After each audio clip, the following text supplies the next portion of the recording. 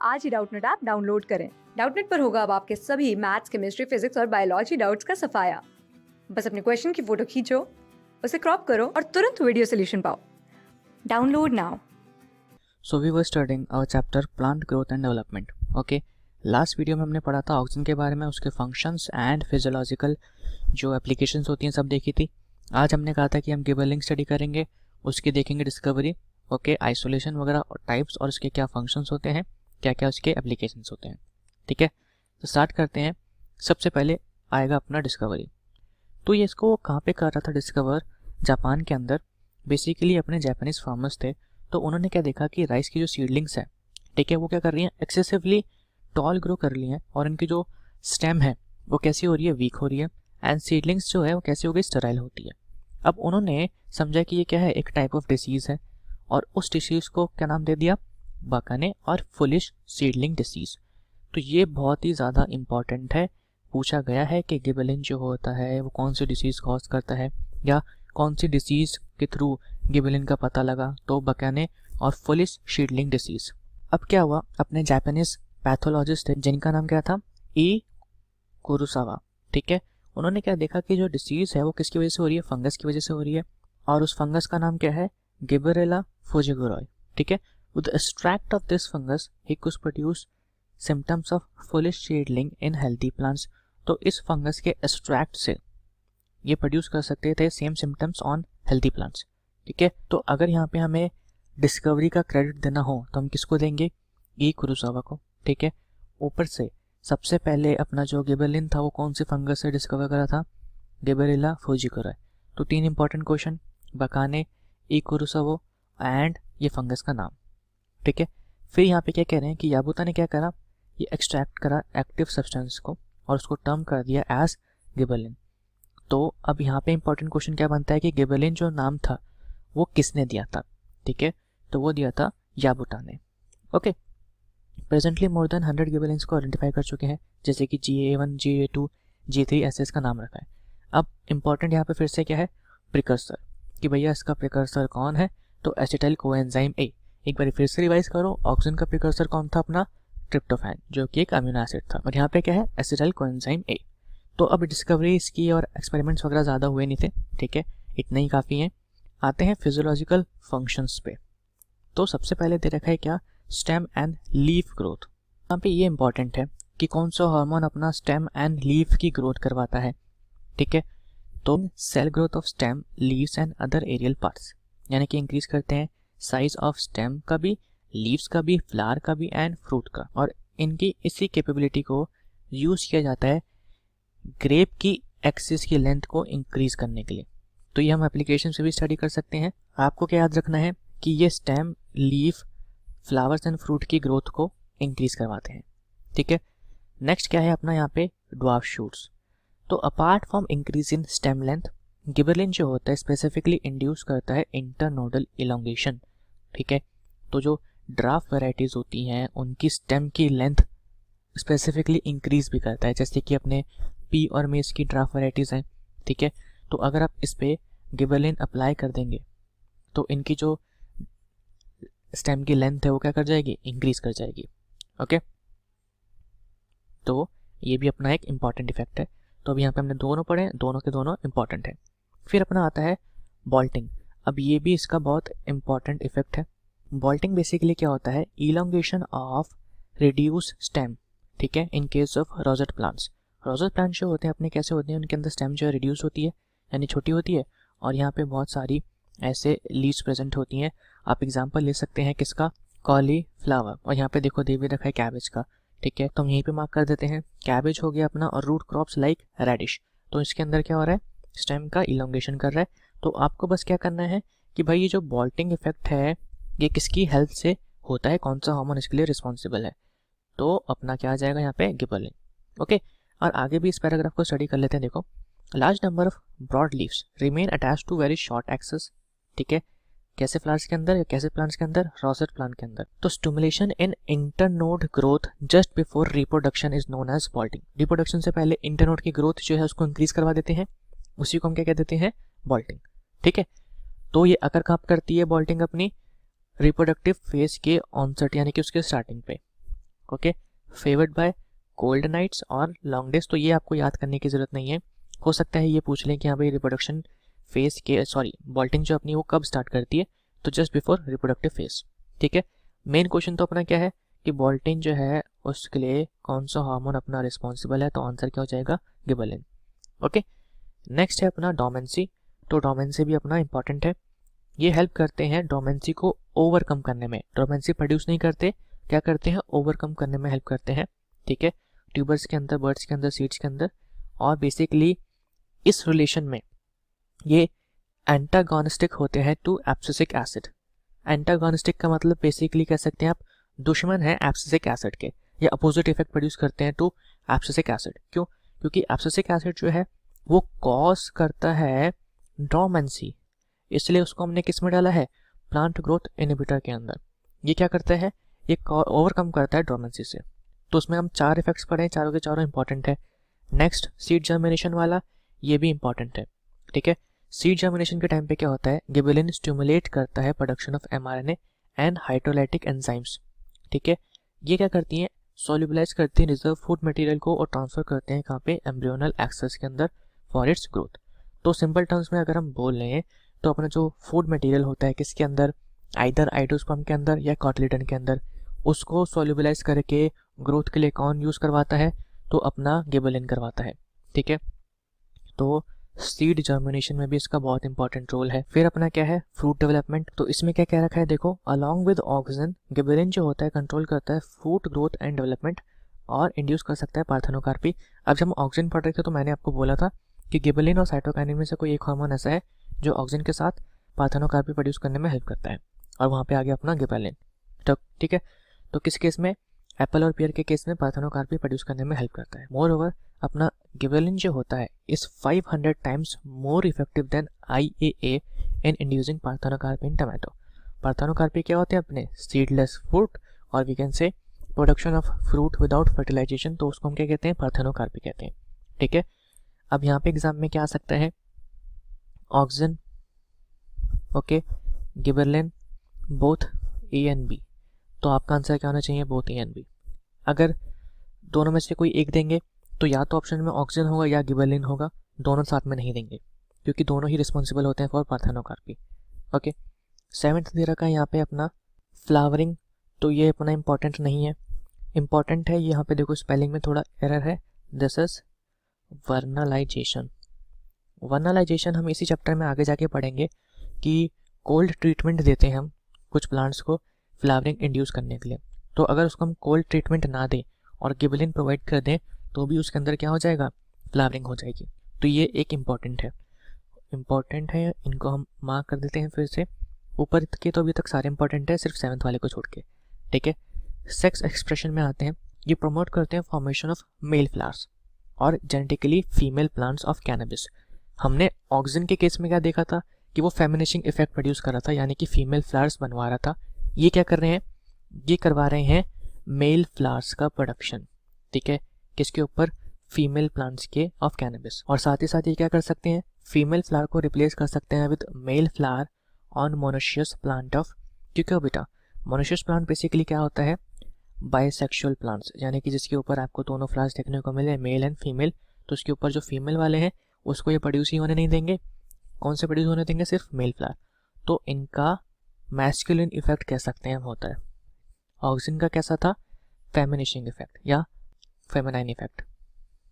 Okay, याद रखना है एग्जाम्पल कौन कौन से, कैनबिस और क्यूक्यूबिटा। 10th है अपना कर्वेचर, ज़रूरत नहीं है। लाइट इफेक्ट वाला आप देख सकते हैं, ये थोड़ा इंपॉर्टेंट है। क्या, कुछ प्लांट जो होते हैं जैसे कि टैबेको हो गया, लेट्यूस हो गया, इनको रिक्वायर होती है red light for their germination. ठीक है, क्योंकि हम फोटो पीरियड वाले टॉपिक में स्टडी करेंगे कि भाई अलग अलग प्लांट जो होते हैं उनका अलग अलग रिक्वायरमेंट होता है on the basis of light. ठीक है, तो गिबरेलिन जो होता है क्या कर सकता है, जर्मिनेशन इंड्यूस कर सकता है सीड के अंदर इन कंप्लीट डार्कनेस। तो ये इंपॉर्टेंट है कि कौन सा अपना हार्मोन कंप्लीट डार्कनेस के अंदर जर्मिनेशन इंड्यूस कर सकता है, तो वो है अपना क्या, गिबरेलिन। ठीक है, फिर लास्ट यहाँ पे दे रखा है कि गिबरेलिन्स जो होते हैं प्रिवेंट करते हैं सेनेसेंस। तो ये सेम किसकी तरह है, अपना ऑक्सीजन की तरह ही है। लेकिन अब यहाँ पे बात आती है प्रेफरेंस की। ऑक्सीजन और गिबरेलिन अगर आपको दे रखा है, ठीक है, और पूछा है कि कौन प्रिवेंट करता है सेनेसेंस, तो आपका आंसर क्या होगा? ऑक्सिन। अगर ए और बी नहीं दे रखा, अगर दे रखा है ए एंड बी बोथ, तो आपका आंसर क्या होगा? Both A and B. Okay, तो बेसिकली क्या कर रहे हैं, अपने फ्रूट जो ट्रीज पे प्रेजेंट उसकी एजिंग को प्रिवेंट कर रहे हैं, जिसकी वजह से मार्केट पीरियड में जाने से पहले पहले वो खराब नहीं होते, या कह सकते हैं उनका मार्केट पीरियड जो होता है वो एक्सटेंड कर जाता है। अगर जल्दी मतलब कह सकते हैं राइप कर जाएंगे, ठीक है, और फिर ख़राब हो जाएंगे, पक जाएंगे कह सकते हैं जिसको, फिर तो मार्केट में जाने के लायक रहते नहीं है, ऑलरेडी सबके सब डैमेज हो जाते हैं, तो मार्केट पीरियड को एक्सटेंड कर रहा है। ठीक है, तो आपको बस क्या याद रखना है कि फ्रूट्स के अंदर अपना सेनेसेंस या एजिंग कौन प्रिवेंट कर रहा है, इसका रोल होता है प्रिजर्वेशन ऑफ क्लोरोफिल के अंदर और प्रोटीन्स, ये इंपॉर्टेंट नहीं है, इसको नहीं पढ़ना। अब आते हैं हम एप्लीकेशंस के ऊपर। ठीक है, तो क्या कह रहा है, फ्रूट की ग्रोथ। अब हमने पढ़ा था सबसे पहले वाले पॉइंट में कि क्या करता है, एक बार फिर से आ जाते हैं यहाँ पे हम। ये देखो, स्टेम लीफ और ग्रोथ करवाता है और साथ ही साथ फ्रूट और फ्लावर की भी ग्रोथ करवाता है, तो यहाँ पे उसी का यूज़ है। क्या एप्लीकेशन ऑफ गिबरेलिन जो है इंक्रीज करता है number and size of several fruits, इसके अंदर टमाटो के अंदर और ग्रेप के अंदर। ठीक है, पार्थेनोकार्पी वाला हमने पढ़ा था, किसके अंदर इंड्यूस करा था? टोमेटो के अंदर। ओके, ये माल्ट वाला इंपॉर्टेंट नहीं है, इसको नहीं पढ़ना। ओवरकम डोर्मेंसी, ये हमने देख लिया था। डिले करता है राइपनिंग, ये इंपॉर्टेंट है। देखो, ये अल्टीमेटली कह सकते हैं उसी का ऑल्टरनेट है, किसका? यहाँ पे जो हमने स्टडी करा था, गिबरेलिन प्रिवेंट करता है सेनेसेंस ऑफ फ्रूट। तो एग्जाम में क्वेश्चन आएगा क्या, डिलेड राइपनिंग ऑफ फ्रूट्स कौन करवाता है? तो इस केस में आपका आंसर क्या होगा? गिबरेलिन। ठीक है, सेनेसेंस गिबरेलिन का कोई रिलेशन नहीं पूछा जाएगा, डिलेड राइपनिंग कौन करवाता है, और डोर्मेंसी को ओवरकम करने में ये हमने ऊपर ऑलरेडी डिस्कस कर लिया है। ठीक है, साथ ही साथ फ्लावरिंग, अब ये भी हमने डिस्कस कर लिया है कि वनलाइजेशन में इसका बहुत इंपॉर्टेंट रोल होता है। ऐसे प्लांट जिसको वनलाइजेशन रिक्वायर्ड होता है, यानी कि कोल्ड ट्रीटमेंट रिक्वायर्ड होता है फॉर फ्लावरिंग, उसको अगर हम गिबरेलिन दे दें तो वो फ्लावरिंग प्रोड्यूस कर देगा। ठीक है, शुगर केन के अंदर अभी हमने देखा था कि भैया ये जो अपना स्टेम है, इंटरनोड जो है उसका इलांगेशन कर रहा है। एक बार फिर से आपको दिखा देते हैं, तो एक तो बॉल्टिंग वाला केस भी समझ लीजिए, क्योंकि बॉल्टिंग में भी इंटरनोड की ग्रोथ हो रही है। ठीक है, साथ ही साथ यहाँ पे देखो, ड्वार्फ शूट्स के अंदर ये क्या कर रहा था, स्टेम का इलांगेशन कर रहा था, और यहाँ पे भी स्टेम का इलांगेशन कर रहा है। ठीक है, तो इसको शुगर केन पे अप्लाई किया जाता है। क्यों? क्योंकि शुगर केन का हम सारा जो यूज़ है वो किससे कर रहे हैं? स्टेम से कर रहे हैं, उसके स्टेम के अंदर ही सब कुछ होता है। ठीक है, जूस वगैरह, सुक्रोज वगैरह, तो इसलिए शुगर केन पे इसको अप्लाई कर सकते हैं यील्ड इंक्रीज करने के लिए। ओके, ये अर्ली मैच्योरिटी वाला इतना इंपॉर्टेंट नहीं है। उसके बाद अपना यहाँ पे ये लास्ट पॉइंट था, तो ये होता है फिनिश। तो गिबरेलिन भी यहाँ पे बहुत ही सिंपल था, अब ये होता है अपना खत्म। एक बार इसको हम एनसीईआरटी से कंपेयर कर लेते हैं। ठीक है, तो यहाँ पे क्या कह रहा है कि गिबरेलिन जो अपना वो क्या है, काइंड ऑफ प्रमोटरी ग्रोथ रेगुलेटर है, यानी कि ग्रोथ को प्रमोट करता है, ये हमने पता है। ठीक है, 100 गिबरेलिन्स थे denoted by G1 G2 GA3, तो ये आपको मैं जल्दी इसलिए स्टडी कर रहा हूँ क्योंकि हम सब कुछ पढ़ चुके हैं। ठीक है, अब ये क्या कह रहे हैं, प्रोड्यूस करते हैं wide range of physiological response in plants के अंदर। इनका क्या फंक्शन होता है, लेंथ ऑफ एक्सेस इंक्रीज कर सकते हैं, लेंथ ऑफ ग्रेप की स्टॉक हमने देखा था। ठीक है, एप्पल हो गया, ठीक है, और इन सब की फ्रूट्स वगैरह जो होते हैं उनकी भी ग्रोथ करवाते हैं। ये डिले करते हैं सेनेसेंस, हमने स्टडी करा था, डिलीट करते हैं साथ ही साथ राइपनिंग। ठीक है, 10 fruit can be left on tree for longer period so as to extend market period, ये भी हमने देख लिया। ठीक है, चलो माल्ट वाला जो था हमने उसको इंपॉर्टेंट नहीं बोला था, लेकिन एनसीईआरटी में दे रखा है तो उसको भी हम मान ही लेते हैं। GA3 is use to speed up malting process in brewing industry. ठीक है, वैसे मैंने क्या कहते हैं प्रीवियस ईयर के अकॉर्डिंग ऐसा क्वेश्चन आया नहीं है जहाँ पे माल्ट के बारे में पूछा हो, इसलिए मेरे अकॉर्डिंग वो इंपॉर्टेंट नहीं है। ठीक है, शुगर केन वाला आपको समझाया था, शुगर केन स्टोर करते हैं कार्बोहाइड्रेट है शुगर। ठीक है, तो अगर हम गिबरेलिन का स्प्रे करते हैं उसके ऊपर, तो उसकी लेंथ जो है बहुत ज़्यादा इंक्रीज़ कर जाएगी। अल्टीमेटली यील्ड जो होती है वो कितनी इंक्रीज़ कर जाती है, 20 टन्स पर एकड़। तो यील्ड तो पूछेंगे नहीं कि भाई कितनी इंक्रीज़ कर रही है, बस ये पूछेंगे कि शुगर केन की आप यील्ड जो है वो किसके हेल्प से इंक्रीज़ कर सकते हैं, कौन सा हार्मोन अपना ऐसा होता है।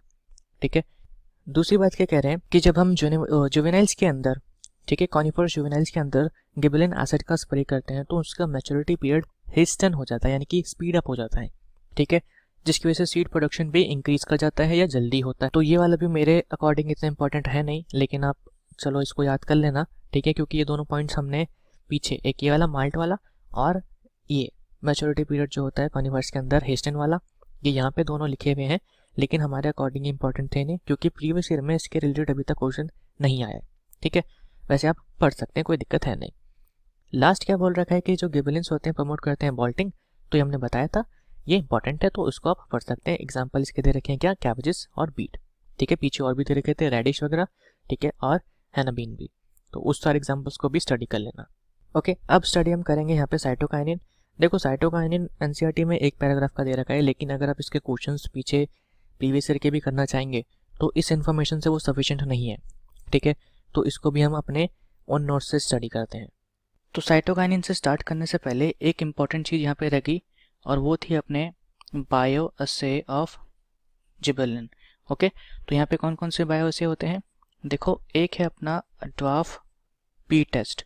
हमने देखा था कि क्या करता है, स्टेम इलॉन्गेशन करता है किसके केस में, पी और मेज के केस में, तो दोनों का टेस्ट हो जाएगा, ठीक है। दूसरा यहाँ पे होता है एक induction of alpha amylase in barley endosperm test. तो सिंपली आप यहाँ पे लिख लीजिए बार्ले एंडोस्पर्म टेस्ट, ठीक है। अब हमने सीड डोमेंसी के वाले एग्जाम्पल में क्या पढ़ा था जिबरेलिन के, कि हमें हेल्प करता है ओवरकम करने में सीड डोमेंसी। कैसे? वहाँ के जो कार्बोहाइड्रेट्स जो होते हैं उनको सोल्यूबलाइज करता है। तो बेसिकली यहाँ पे भी एंडोस्पर्म जो होता है उसके कंपोनेंट को सोल्यूबलाइज करता है और सीड की डोमेंसी को ब्रेक करता है। ओके, अब आते हैं हम साइटोकाइनिन पे। तो साइटोकाइनिन की डिस्कवरी देखो हम एनसीईआरटी से पढ़ते हैं, क्योंकि यही काफ़ी है, एक्स्ट्रा पढ़ने की ज़रूरत नहीं है। तो अपने एक साइंटिस्ट थे जिनका नाम क्या था, स्कूग, और उनके कोवर्कर्स ने ऑब्जर्व क्या करा कि internodal segments of tobacco stem, ठीक है, the callus a mass of undifferentiated cell. तो उन्होंने बेसिकली क्या करा कि इंटरनोडल सेगमेंट, ठीक है, ऑफ टैबैको प्लांट से, वो उसके स्टेम से क्या लिया, मास लिया ऑफ अनडिफरेंशिएटेड सेल्स, ठीक है, उसको कल्चर में प्लेस करा। बेसिकली ये क्या कर रहे थे, ये कर रहे थे टिश्यू कल्चर। ओके, तो ये अपना कर रहे थे टिश्यू कल्चर। तो इन्होंने क्या देखा कि जो मास है ये प्रोलिफरेट करता है कब, जब हम इन एडिशन टू ऑक्सीजन तो यहाँ पे डाल ही रहे हैं, उसके साथ न्यूट्रिएंट मीडियम में हम डालें क्या, फॉलिंग एक्सट्रैक्ट्स, क्या, वैस्कुलर टिश्यूज के, ठीक है, यीस्ट एक्सट्रैक्ट, कोकोनट मिल्क और डीएनए। अब स्कूग एंड मिलर ने लेटर आइडेंटिफाइड करा क्या, कि जो एक्सट्रैक्ट है और बेसिकली जो सब्सटेंसेस हैं, ठीक है, इसके अंदर एक एक्टिव सब्सटेंस होता है जिसको हम क्या कहते हैं, काइनेटिन। और इसी काइनेटिन को आगे जाके क्या बोला गया, साइटोकाइनिन, ठीक है। तो एक बार हम पहले यहाँ पे साइटोकाइनिन के बारे में थोड़ा देख लेते हैं। ये देखो, साइटोकाइनिन जो होते हैं इनका नाम साइटोकाइनिन पड़ा क्यों, बेसिकली इनका इफेक्ट होता है किसके ऊपर, साइटोकाइनेसिस।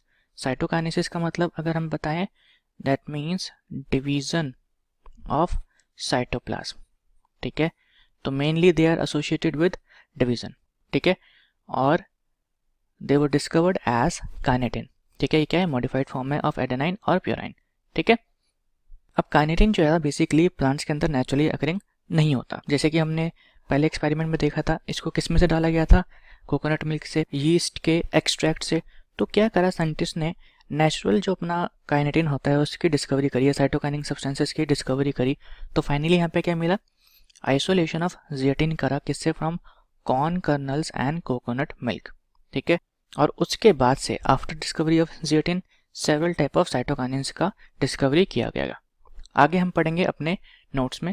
तो हमने यहाँ पे देख लिया कि भैया आइसोलेशन जो है अपना इसका किससे करा गया, कर्नल से, ठीक है, मेज ग्रेन से और कर्नल से, साथ ही साथ कोकोनट मिल्क से भी। ओके, अब देखते हैं अकरेंस कि ये अकर कहाँ पे करते हैं। तो साइटोकाइनिन्स अपने अकर करते हैं जहाँ पे सेल डिवीजन रैपिड होता है, जैसे कि रूट एपिसेस हो गया अपना, डेवलपिंग शूट बर्ड्स और यंग फ्रूट्स, ठीक है। तो ये इतना इंपॉर्टेंट है नहीं, लेकिन आप ये याद रख लेना। और देखो ये वैसे भी याद ही रहता है, जैसे कि हमने पीछे भी बताया, साइटोकाइनिन इसका नाम ही कहाँ से आया, साइटोकाइनेसिस से। अब साइटोकाइनेसिस का मतलब क्या होता है, डिवीजन ऑफ साइटोप्लाज्म। अब डिवीजन से आपको आ जाएगा याद क्या, कि भैया रैपिड सेल डिवीजन कहाँ पे होता है, तो इन जगह पे होता है, और वहाँ पे अपना साइटोकाइनिन अकर करता है, ठीक है। यहाँ पे अपने और एग्जाम्पल साइटोकाइनिन के जिनको डिराइव करा गया है किससे, फ्रॉम ट्रांसफर आरएनए, जैसे कि जियाटिन, ठीक है। इसको हम केमिकली क्या कहते हैं, बेंजाइल अमीनोप्यूराइन। और बाकी ये दोनों नाम याद करने की बिल्कुल भी जरूरत नहीं है, आपको बस जियाटिन का नाम याद रखना है। अब आते हैं हम सबसे इंपॉर्टेंट फंक्शंस पे। तो उनके फंक्शंस क्या क्या होते हैं वो देखते हैं। तो देखो सबसे इंपॉर्टेंट तो सेल डिवीजन ही हो गया, क्योंकि साइटोकाइनेसिस हम पढ़ते आ रहे हैं, they are essential for cytokinesis, ठीक है। Though the doubling of chromosomes can occur in absence, तो इनके एब्सेंस में डबलिंग ऑफ क्रोमोसोम्स हो सकता है, और we can say division of nucleus, जिसको हम क्या कहते हैं, कैरियोकाइनेसिस। लेकिन साइटोकाइनेसिस यानी कि डिवीजन ऑफ साइटोप्लाज्म इनके प्रेजेंस में होना जरूरी है, ठीक है। अब देखो होता क्या है कि even in presence of oxygen and cytokinin जो अपने परमानेंट सेल्स होते हैं वो भी उसके अंदर भी डिवीजन हो जाता है। इसलिए जब हम टिश्यू कल्चर करते हैं तो उसके अंदर हम ऑक्सिन और साइटोकाइनिन डालते हैं। ओके, अब यहाँ पे हम कुछ इंपॉर्टेंट बात बताना चाहेंगे। बेसिकली होता क्या है, ये ऑक्सिन और साइटोकाइनिन का जो कंसंट्रेशन होता है ये अपना टिश्यू कल्चर को बहुत तरीके से इन्फ्लुएंस करता है। जैसे अगर ऑक्सिन का कंसंट्रेशन ज़्यादा होगा कंपेयर टू साइटोकाइनिन तो सबसे पहले क्या होगा, रूट फॉर्मेशन होगा। ठीक है, अगर साइटोकाइनिन का कंसंट्रेशन ज़्यादा होगा कंपेयर टू ऑक्सिन तो अपना क्या होगा, यहाँ पे शूट फॉर्मेशन होगा। या हम कह सकते हैं जो अपना कैलस हम ले रहे हैं अगर उसके अंदर आप ये वाला मिक्सचर डालते हैं तो वो किस में बनेगा, रूट में बनेगा। अगर ये वाला मिक्सचर डालते हैं तो वो शूट में चेंज हो जाएगा। ओके, नेक्स्ट फंक्शन पे मूव करते हैं, सेल इलोंगेशन। तो सेल इलोंगेशन में भी हेल्प करते हैं ये। मॉर्फोजेनेसिस, मॉर्फोजेनेसिस में हेल्प करते हैं, यानी कि डिफरेंशिएशन, कौन सा मतलब क्या स्ट्रक्चर बनेगा फ्रॉम द कैलेक्स। जैसे कि हमने देखा कि अगर हम साइटोकाइनिन ज़्यादा डाल रहे हैं तो शूट बन रहा है। ठीक है, अगर हम क्या कहते हैं ऑक्सीजन ज़्यादा डाल रहे हैं तो क्या बन रहा है, रूट बन रहा है। तो कहीं ना कहीं ये हेल्प करते हैं किसके अंदर, मॉर्फोजेनेसिस के अंदर, और वी कैन से डिफरेंशिएशन के अंदर। और देखो हमने ऊपर ये चीज़ बताई थी कि बर्ड्स डेवलप करती हैं कब, जब साइटोकाइनिन हम एक्सेस में डालते हैं। ठीक है, अभी ऊपर ही हमने यहाँ पे लिखा है कि शूट अपनी डेवलप करती हैं जब साइटोकाइनिन एक्सेस में डालते हैं, जबकि रूट्स हम बनती है जब अपना ये रेशियो रिवर्स हो जाता है, किसका, साइटोकाइनिन और ऑक्सिन का। ठीक है, तो ये आपको पॉइंट यहाँ पे याद रखना है, एग्जाम में पूछा जा सकता है। फिर अपना फोर्थ, सेनेसेंस और वी कैन से एजिंग। तो साइटोकाइनिन जो होते हैं अपने, ये डिले करते हैं एजिंग किसकी, ऑफ लीव्स की एंड अदर ऑर्गन्स। तो जैसे जैसे हम प्लांट ग्रोथ रेगुलेटर्स के बारे में पढ़ रहे हैं, हम क्या देख रहे हैं कि सेनेसेंस जो है बेसिकली कहीं ना कहीं सबके अंदर ही आ रहा है। ठीक है, सभी अपना सेनेसेंस जो है या एजिंग जो है उसको प्रिवेंट कर रहे हैं। तो इसलिए इस वाले पॉइंट से एग्जाम में इतने क्वेश्चंस आते नहीं, क्योंकि ये काफ़ी कंफ्यूजिंग हो जाता है, और आएंगे भी तो जो हमने जैसे भी तीनों में हमने बेसिकली पढ़ी लिया है, ऑक्सिन के भी में, साइटोकाइनिन में भी, और यहाँ पे भी, कि सभी के सब क्या कर रहे हैं, सेनेसेंस को डिले करते हैं। ठीक है, तो आपको ये याद रखना है कि तीनों अगर दे रखा है और ऑल ऑफ द अबव दे रखा है तो आंसर अपना ऑल ऑफ द अबव होगा। ओके, अब नेक्स्ट वाला जो है यहाँ पे वो अपना इंपॉर्टेंट है। यहाँ पे दे रखा है क्या, एपिकल डोमिनेंस। अब एपिकल डोमिनेंस से आपको क्या लग रहा होगा कि भैया ये भी अपना ऑक्सिन की तरह एपिकल बर्ड्स की ग्रोथ करवाती है, क्या कह सकते हैं, एपिकल ग्रोथ करवाता है, लेटरल बर्ड्स का ग्रोथ नहीं करवाता। लेकिन यहाँ पे होता है उल्टा, बेसिकली ये प्रिवेंट करता है, या कह सकते हैं ओवरकम करता है किसको, एपिकल डोमिनेंस को। जब हम अपना साइटोकाइनिन अप्लाई करते हैं to lateral buds, they help in their growth despite the presence of apical buds. ठीक है, दैट मीन्स कि ये वर्क करते हैं एंटागोनिस्टिकली टू ऑक्सिन। तो आपको ये याद रखना है, लास्ट में हम बता भी देंगे कि कौन से सिनर्जिस्टिकली यानी दोनों मिलके काम करते हैं और कौन से अलग अलग काम करते हैं। और अभी हमें ये याद भी हो चुका होगा, देखो अपने जो वो थे ऑक्सिन और जिबरलिन को दोनों पार्थेनोकार्पी इंड्यूस करवाते हैं मिल करके। ठीक है, और यहाँ पे ऑक्सिन और साइटोकाइनिन ये क्या करवा रहे हैं, कैलस फॉर्मेशन इंड्यूस करवाते हैं टिश्यू कल्चर के अंदर। दो सिनर्जिस्ट इफेक्ट देखने को मिल गए, और ये गया अपना एक एनागोनिस्टिक इफेक्ट। ठीक है, जिबरलिन में भी देखा था हमने कि वो सीड जर्मिनेशन को प्रिवेंट करवा रहा था, और फिर हम देखेंगे कि इसके अंदर एब्सिसिक एसिड के अंदर कि वो सीड जर्मिनेशन को प्रिवेंट करता है। तो सारे सिनर्जिस्ट इफेक्ट और एंटागोनिस्टिक इफेक्ट सारे एक साथ हम देख लेंगे। ओके, बस आपको यहाँ पे याद रखना है, इसको आप कह सकते हैं कि ये करवाता है लेटरल बर्ड्स का ग्रोथ। ठीक है, और ओवरकम करता है एपिकल डोमिनेंस। 6 दे रखा है यहाँ पे सीड डोमेंसी। इसमें क्या कह रखा है कि गिबेलिन की तरह दे ओवरकम करते हैं seed dormancy of various type. ठीक है, देखो साइटोकाइनिन का इतना रोल नहीं होता in case of seed dormancy जितना ज़्यादा जिबेलिन का होता है। ठीक है, इसलिए ये साइटोकाइनिन के केस में इंपॉर्टेंट नहीं है। 7 दे रखा है रेजिस्टेंस। साइटोकाइनिन जो होते हैं अपने, ये क्या करते हैं, इंक्रीज करते हैं रेजिस्टेंस टू हाई और low temperature disease. Okay, moreover अपना जो काइनेटिन होता है does not allow powdery mildews to develop haustoria. Powdery mildews are basically parasite. ठीक है, तो पैरासाइट से भी प्रोटेक्शन प्रोवाइड करता है। साइटोकाइनिन जो होते हैं ऑल्सो इनहिबिट वायरस इन्फेक्टिविटी, तो वायरस से इन्फेक्शन जो होते हैं उसको भी इनहिबिट करते हैं। तो ये अपना एक इंपॉर्टेंट पॉइंट है, क्या ये प्रोवाइड कर रहे हैं रेजिस्टेंस। ठीक है, आते हैं हम 8th पे, यहाँ पे कह रखा है दे हेल्प इन फ्लूइड ट्रांसपोर्ट, ये इंपॉर्टेंट नहीं है। ओके, अब यहाँ पे ये इंपॉर्टेंट है जो है अपना एक्यूमुलेशन ऑफ सॉल्ट्स और वी कैन से न्यूट्रिएंट्स। ठीक है, तो साइटोकाइनिन जो होते हैं इंड्यूस करते हैं accumulation of salt inside cells. ये क्या करते हैं, जिस भी पोर्शन में प्रेजेंट होंगे उस एरिया को बना देंगे सिंक, और we can say as a consumer, और वहाँ पे क्या होगा कि न्यूट्रिएंट्स एक्सेस में वहाँ पे आएंगे। क्यों? क्योंकि उनको लगेगा कि भैया यहाँ पे ज़्यादा ज़रूरत है तो पहले इस एरिया में जाओ। ठीक है, अब यहाँ पे क्या कह रहे हैं, a cell synthesising cytokinin can deprive its neighbour of essential metabolites, यानी कि जिस सेल के अंदर साइटोकाइनिन प्रेजेंट है न्यूट्रिएंट उस सेल में ज़्यादा आ रहे हैं, तो अल्टीमेटली उसके आस पड़ोस वाले जो सेल हैं उसके अंदर मेटाबोलाइट्स की और न्यूट्रिएंट्स की क्या हो जाएगी, कमी हो जाएगी। ठीक है, तो ये आपको याद रखना है बस, क्या कि एक्यूमुलेशन ऑफ सॉल्ट्स और वी कैन से न्यूट्रिएंट्स में ये हेल्प करता है। 10th है अपना फ्लावरिंग। साइटोकाइनिन जो होता है रिप्लेस करता है photo period requirement for flowering, इतना इंपॉर्टेंट नहीं है। ठीक है, सेक्स एक्सप्रेशन ये याद रखना है आपको, क्या कि अपना ऑक्सिन की तरह एंड इथाइलिन की तरह साइटोकाइनिन प्रमोट करता है फीमेलनेस। अब देखो हमने क्या देखा कि ऑक्सिन अपना फीमेलनेस प्रमोट कर रहा है, साइटोकाइनिन भी कर रहा है, इथाइलिन के केस में भी हम पढ़ेंगे आगे, यहाँ पे भी पता लग चुका है। अब एग्जाम में क्वेश्चन क्या आ सकता है कि कौन सा ऐसा हार्मोन है जो मेलनेस प्रमोट करा था, और अभी तक वो कौन सा है, सिर्फ जिबेलिन है। ठीक है, और 12th दे रखा है इसका पार्थेनोकार्पी, तो पार्थेनोकार्प में भी इसका इतना इंपॉर्टेंट रोल होता नहीं है, उसमें रोल किसका होता है, ऑक्सिन और जिबेलिन का।